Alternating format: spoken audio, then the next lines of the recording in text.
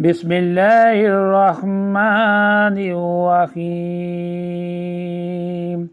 السلام علیکم۔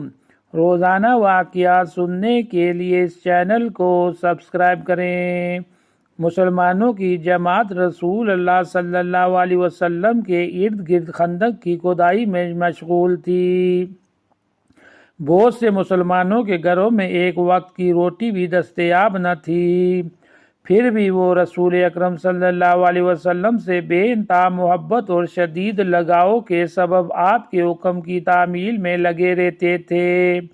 بھوک کی شدت سے نڈال ہو جاتے تو اپنے پیٹ پر پتھر باندھ کر خندق کی کھدائی کرتے تاکہ زیادہ سے زیادہ بھوک برداشت کر سکیں۔ حتیٰ کہ رسول اکرم صلی اللہ علیہ وسلم نے بھی اپنے پیٹ پر بھوک کی وجہ سے پتھر باندھ رکھے تھے اور خندق کی کھدائی میں صحابہ کرام رضوان اللہ عنہم کے ساتھ پورے انہماک کے ساتھ مشغول تھے۔ حضرت ابو طلحہ رضی اللہ تعالیٰ عنہ کہتے ہیں، ہم نے رسول اکرم صلی اللہ علیہ وسلم سے بھوک کا شکوہ کیا اور اپنے پیٹ سے ایک ایک پتھر باندھا ہوا دکھایا تو رسول اکرم صلی اللہ علیہ وسلم نے اپنے پیٹ سے 2 پتھر بندھے ہوئے دکھائے۔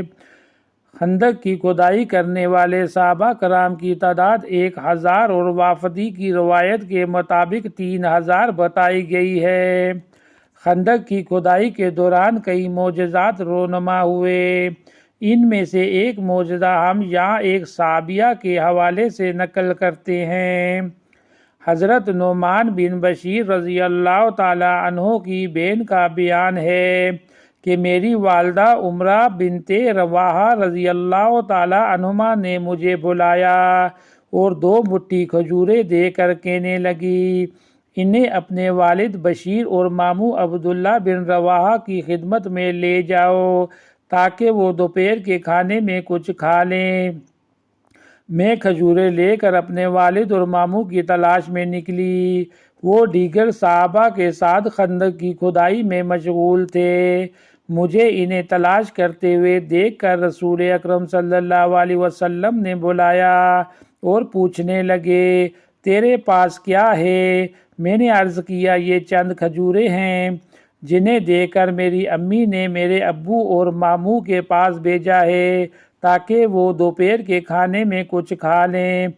رسول اکرم صلی اللہ علیہ وسلم نے فرمایا، یہ کھجوریں مجھے دے دو۔ میں نے کھجوریں رسول اکرم صلی اللہ علیہ وسلم کے دونوں ہاتھوں میں رکھ دیں۔ آپ صلی اللہ علیہ وسلم کی ہتھیلیاں نہیں بنیں۔ پھر آپ کے حکم سے چادر بچھائی گئی اور آپ صلی اللہ علیہ وسلم نے چادر پر کھجوریں پھیلا دیں۔ پھر آپ صلی اللہ علیہ وسلم نے ایک آدمی سے فرمایا، اہل خندق کو آواز دو کہ وہ آ کر دوپہر کا کھانا کھا لیں۔ یہ آواز سنتے ہی خندق کی کھدائی کرنے والے تمام صحابہ کرام رضوان اللہ عنہم دسترخواں پر حاضر ہوئے اور کھجوریں تناول کرنے لگے۔